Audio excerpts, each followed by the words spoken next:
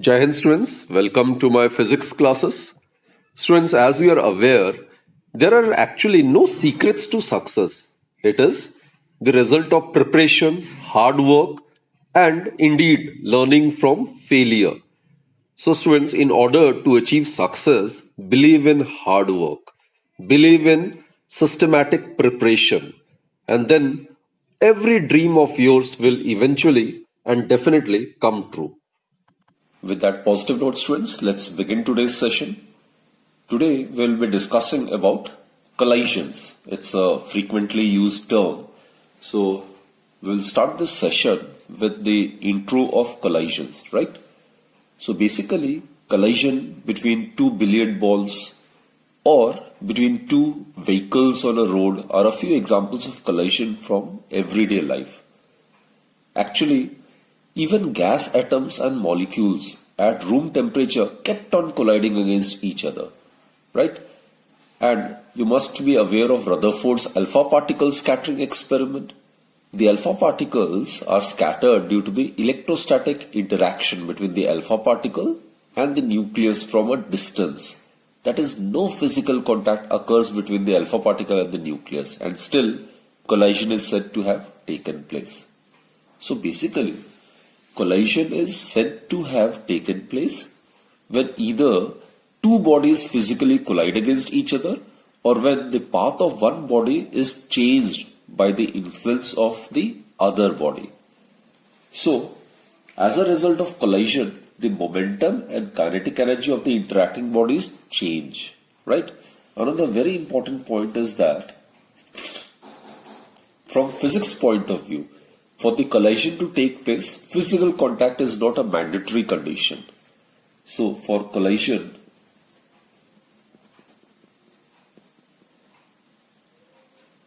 to take place, physical contact is not necessary.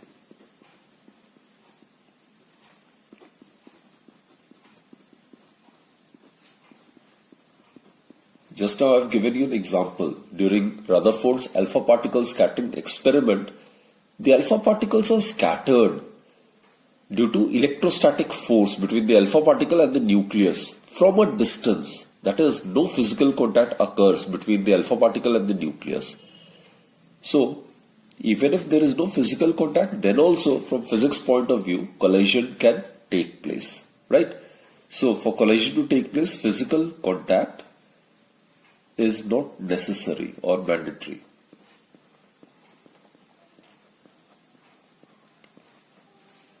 And as a result of collision, the momentum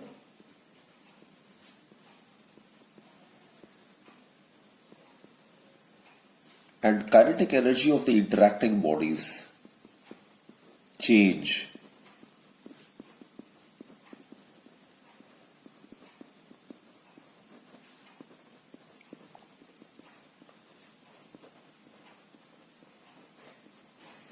Also, students, the forces involved in a collision are action-reaction forces. That is, these are the internal forces of the system.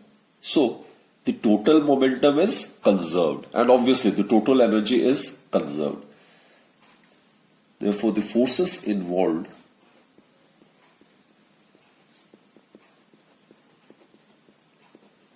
in a collision are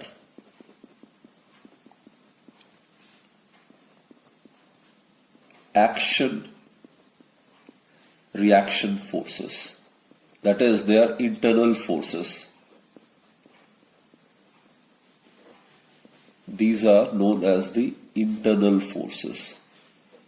And as you are aware, since no external force acts on the system, then the momentum of the system is always conserved. So as a result, what happens is the total momentum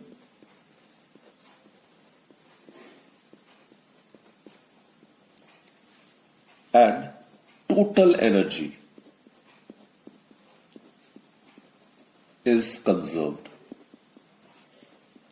Energy can obviously be transformed from one form into another form, but the total energy of the system will always remain conserved, right? So these are some important points to consider in the case we study collisions, right? there are various types of collisions. There are elastic collisions, then there are perfectly elastic collisions, inelastic collisions, perfectly inelastic or plastic collisions. So we'll discuss each of them. So let's start with the elastic collision then.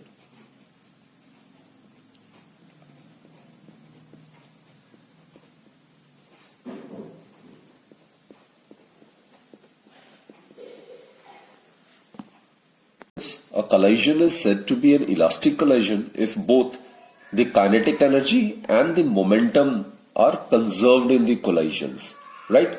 So those collisions in which the momentum and kinetic energy of the system are conserved, they are known as elastic collisions.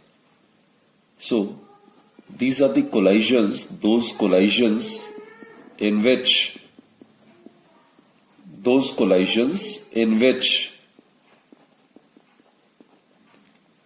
the momentum and kinetic energy, those collisions in which the momentum and kinetic energy of the system are conserved,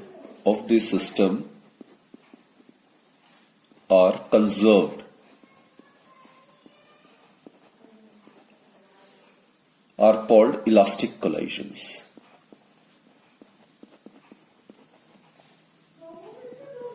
These are known as elastic collisions,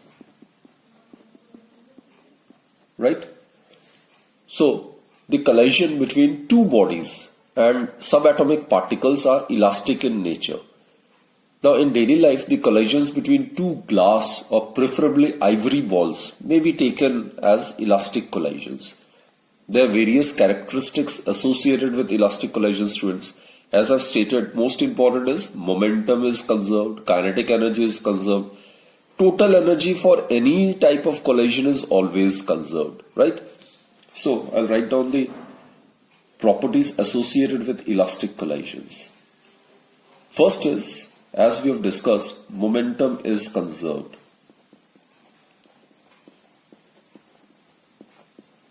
Momentum is conserved. Second is, this is very, very important point. Kinetic energy is conserved.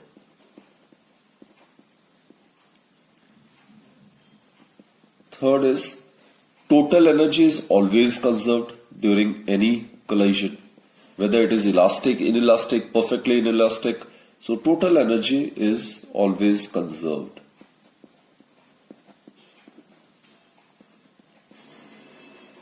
Then, obviously, total energy is conserved, kinetic energy is also conserved. So, the mechanical energy is not converted into any other form, like sound or heat energy, isn't it? So, the mechanical energy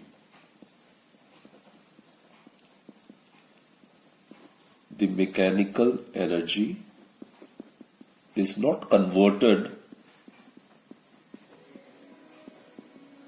into any other form of energy. It is not converted into any other form of energy.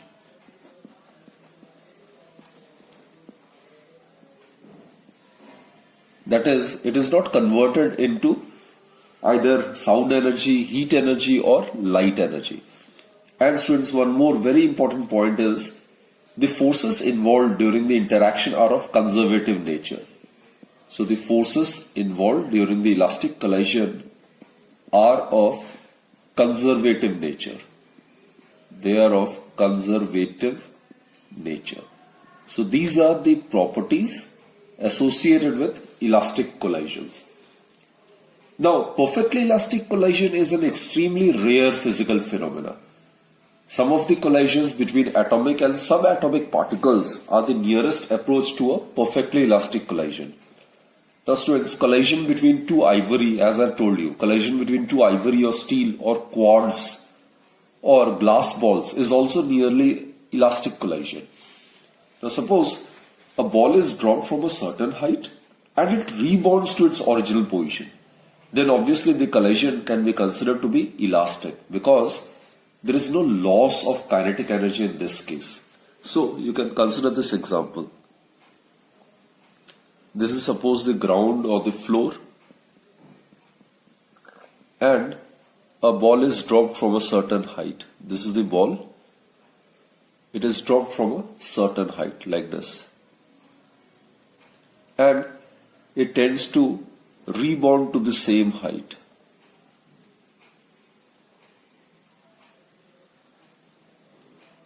So in this case, there is no loss in the kinetic energy. That is, it do not get converted into any other form of energy, isn't it? So this can be considered to be an example of an elastic collision if the ball is able to rebound to the same height, because the collision will be elastic because there is no loss of kinetic energy in this case. Students, coming to inelastic collisions, these are the collisions in which the momentum of the system is conserved but kinetic energy is not conserved. So these collisions are known as inelastic collisions. Most of the collisions in our everyday life are inelastic in nature. The kinetic energy lost obviously during the inelastic collision appears in some other form of energy such as heat, sound, etc. So I'll write down the important points. One is kinetic energy is not conserved. This is the most important essential point of difference between the elastic and inelastic collision. Linear momentum is always conserved, whereas kinetic energy is conserved only in case of elastic collision. During inelastic collision, kinetic energy is not conserved as it gets converted.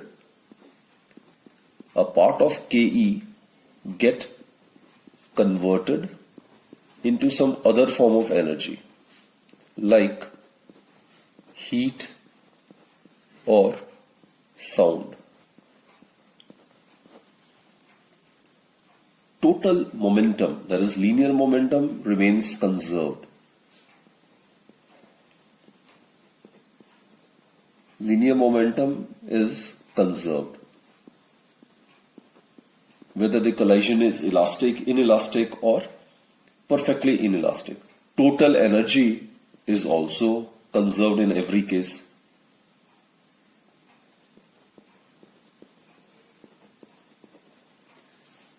And one more point to be noted is that the forces of interaction in an inelastic collision are non-conservative nature. This is also an essential point of difference between elastic and inelastic collision. So, the forces of interaction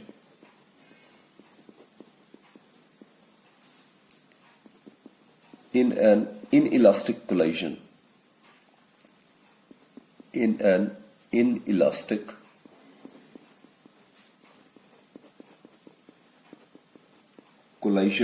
are non-conservative nature. They are of non-conservative nature. So they are basically non-central forces and do not obey inverse square law as well.